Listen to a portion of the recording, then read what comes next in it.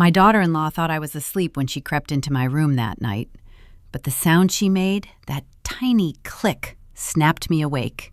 And when I opened my eyes just a little, I saw her doing something I can never forget. Before I tell you what happened, let me know in the comments where you're listening from.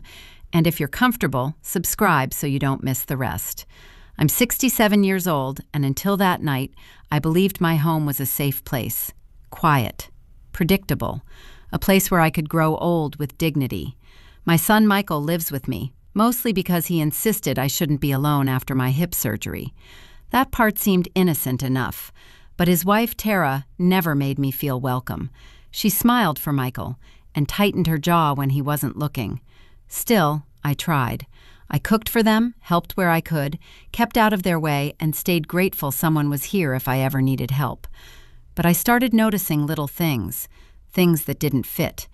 It began the week before the incident, when I found my bedroom curtains slightly open at dawn. I'm careful with those curtains. I always close them fully because the street lamp outside shines straight into my eyes. But that morning, they were open just an inch, just enough for someone to peek inside. I blamed myself. Memory slips happen at my age. At least that's what I told myself. Then, 2 days later, I found my nightstand drawer half open. I never leave drawers open. Everything in my room has a place, and I've been organized all my life. Again, I blamed myself. But something in my gut whispered, no, something isn't right. Then came the night that changed everything. It was just after 11:40 p.m.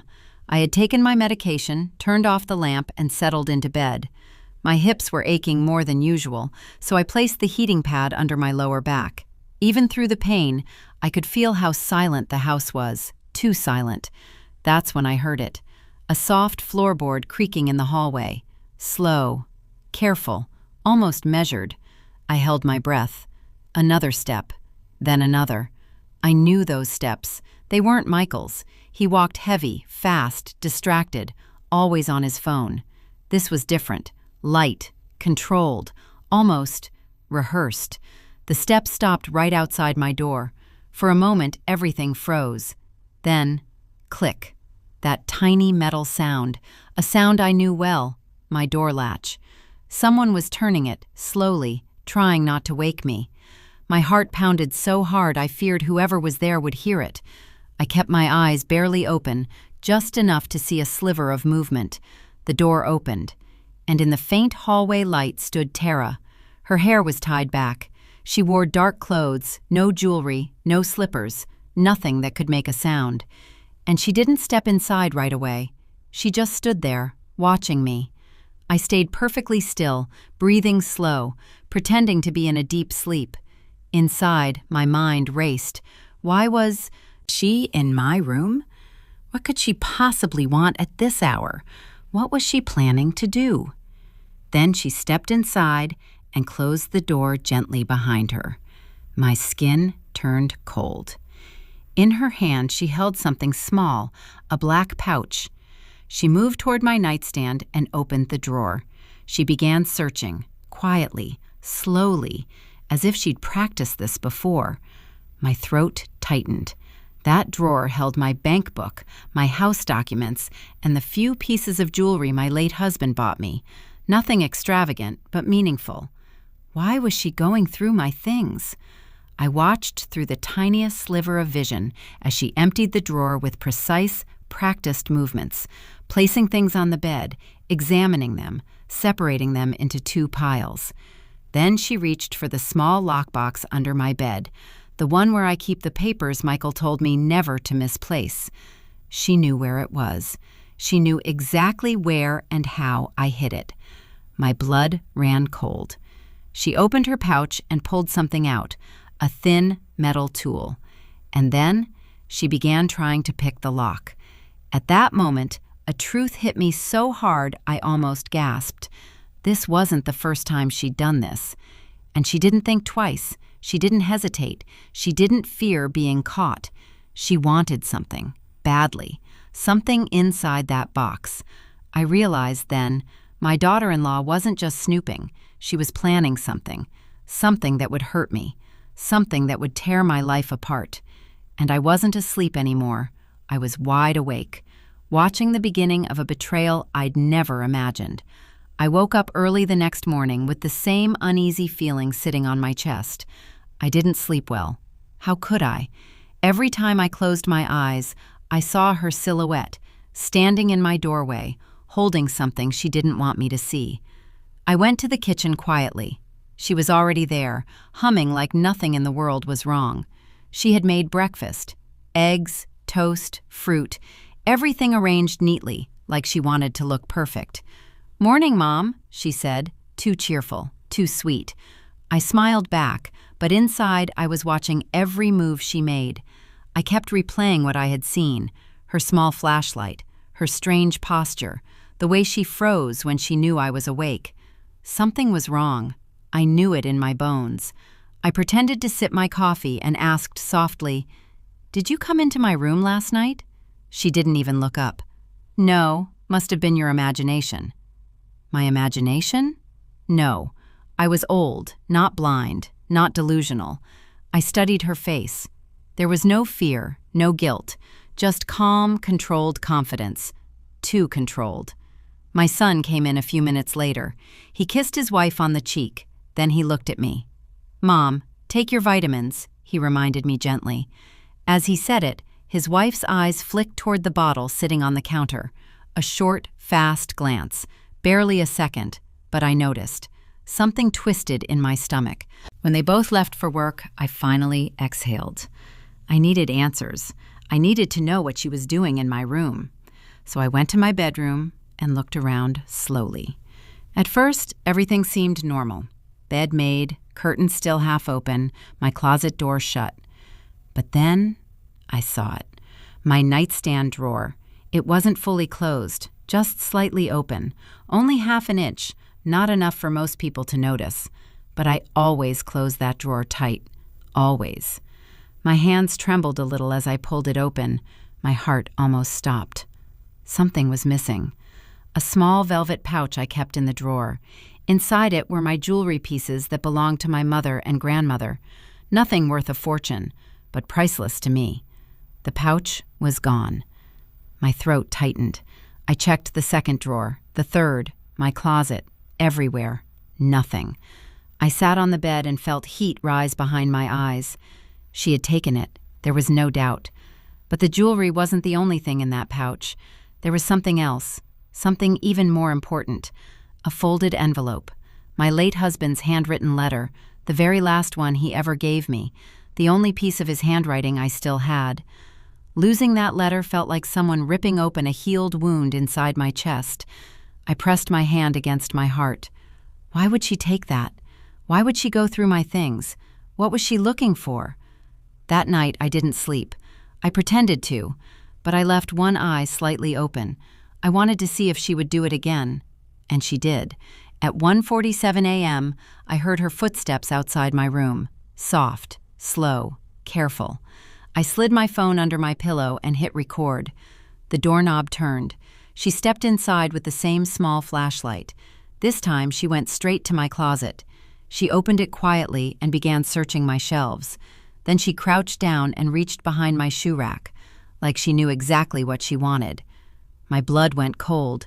She wasn't looking for jewelry. She wasn't looking for money. She was searching for documents. Important ones. Legal ones. My voice shook as I whispered into my phone. "She's taking papers. She thinks I'm asleep." After a minute, she found something. An envelope. Brown. Thick. I recognized it instantly. My property papers. She slid them into her sweater and closed the closet. She walked out just as quietly as she had walked in. I didn't move. I didn't breathe. My daughter-in-law wasn't stealing memories. She was stealing my life. I waited until morning. When she left the house with her purse slightly bulging, I finally let my fear turn into resolve. She was planning something bigger than I could imagine. And now I knew. She wasn't just sneaking around. She was preparing for something unforgivable, something dangerous, and I had only one day, maybe less, to find out why. I didn't sleep the night after that discovery. I sat on the edge of my bed, staring at the envelope she tried to steal. The envelope my late husband had left for our son. The envelope she wanted to rewrite behind my back. Morning came slowly. Light spilled into the hallway, and I heard footsteps. Soft, careful. She didn't even know I was awake. When she knocked on my door, her voice sounded sweet. Too sweet. "Mom, breakfast is ready." That voice, that tone, I finally understood the danger in it. I opened the door. She froze when she saw my face. Her eyes darted to my hands. She was looking for the envelope. "It's safe," I told her quietly. Her throat moved as she swallowed. "Mom, I don't know what you think you saw last night." "I saw everything," I interrupted. "Every word you tried to erase, every trick you tried to play, every plan you whispered in the dark."